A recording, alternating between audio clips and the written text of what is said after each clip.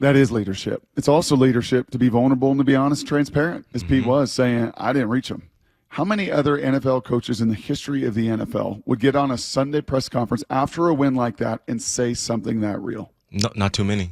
Not too many. That's why I love this dude. That's why he's done what he's done over 13 years. And for Bobby, for example, I was asking people in the I was doing some research. I was like, hey, how Bobby doing? I was asking OTAs and training. I was like, how Bobby been? I was like, he's been quiet. I was like, who? I was like, he's not doing the same thing. Good morning, everybody. We walks in the training room. He's not doing that anymore. I was like, no way. And so what I love, I saw the video just like everyone. I saw the picture. I saw the veins popping out his head. I saw him calling up the guys and really getting everyone on the same page. And like, this is the direction that we're going to go. This is how we're going to practice. This is how we're going to play on Sunday. And I saw Bobby when Darrell Taylor thought Jared Goff had the ball. He got in his face. He was talking. He had his neck moving just like this, and he calmed everybody down. He took Chandler. He said, get back. So he is that dude. You are the All-Pro. You are the future Hall of Famer. You are the Pro Bowler. You are the one to get everyone on the same page. And for Coach Carroll to give Bobby his praise, for Bobby to take that responsibility and do that for their football team, perfect blend on a Wednesday practice. What an interesting dichotomy of these first 2 weeks we've got, or juxtaposition between the two. Like, I gotta say, we came in here last week and we're like, week one, they didn't look good, whatever. But listening to everything that went and transpired in their building with Pete, with Bobby, their reaction, I just keep coming away thinking, man, it was a lot worse than we realized in week one. Pete, from a mentality standpoint, maybe some of the X's and O's, they weren't in a good place at the beginning of last week. And this is why I get so upset and so frustrated when I see organizations hire certain head coaches. Like, you got to hire leaders. First and foremost, you got to hire leaders to run your football team. If you can call great plays, cool. If you can, be a great offensive coordinator, that's fine as well. But you got to lead grown men through 18 weeks. You got to battle losses. You got to battle losing streaks. You got to battle egos. You got to battle all this stuff. That's what you need when you want a phenomenal head coach. And that's what Coach Carroll has brought to the table since he was at USC. He's been doing this. He's been proving himself. And so if it is 1 week where you come out and you look sorry, I get the frustration. But don't question the process. Don't question this resume. It's been proven. It's been stamped. And so I loved how he saw what they did wrong. Now make the proper adjustments. I had a terrible Saturday meeting. I own that.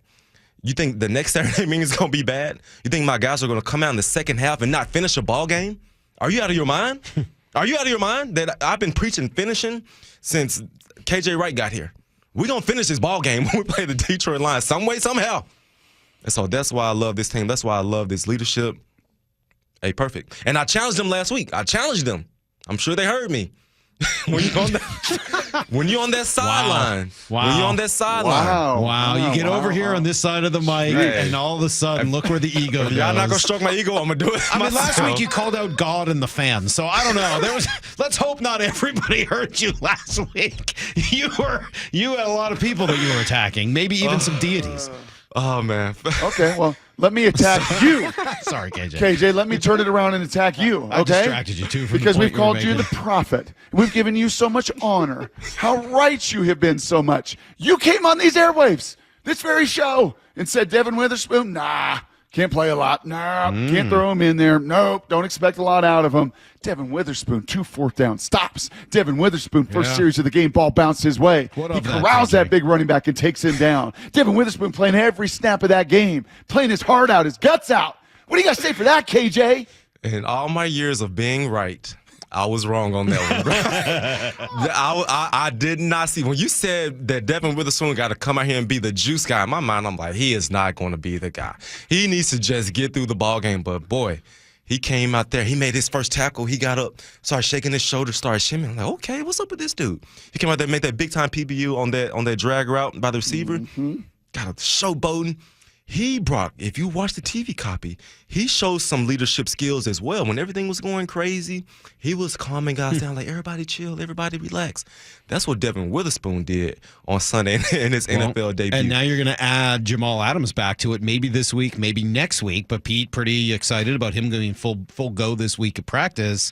What does that continue to do to this defense? It continues to make them better. When you have a Jamal Adams out there, a guy that's dynamic, a guy that is so hungry to get out there on the football field and to just be healthy and to show himself, show his teammates, like, hey, I'm here, I'm ready to roll, I'm about to finish this season strong. He brings a new dynamic to the football team. I was trying to think KJ in 14 years, got a pretty good beat on Coach Pete and what he likes to do. Your era, it was pretty easy to follow. I mean, you guys did what you did at an unbelievably high level. But there wasn't a lot of hijinks. There wasn't a lot of change of personnel. You all who were, were who you were. Mm-hmm. I'm trying to think of an intriguing player like Jamal. I don't know if he's full go today and he gets through it, and he's full go tomorrow and he gets through it and he feels great. Where does he play on Sunday? Ooh-wee. Brock, this is what they call a good problem. This is what they call a good problem. I got some guys, I got people that could play anywhere and everywhere. But where do I put them, and how much do I put them out there? So you saw week 1, right? They put Devin out there. They put the 3 linebackers out there, Bobby and Jordan, and Devin was kind of the nickel linebacker. Is that where Jamal is?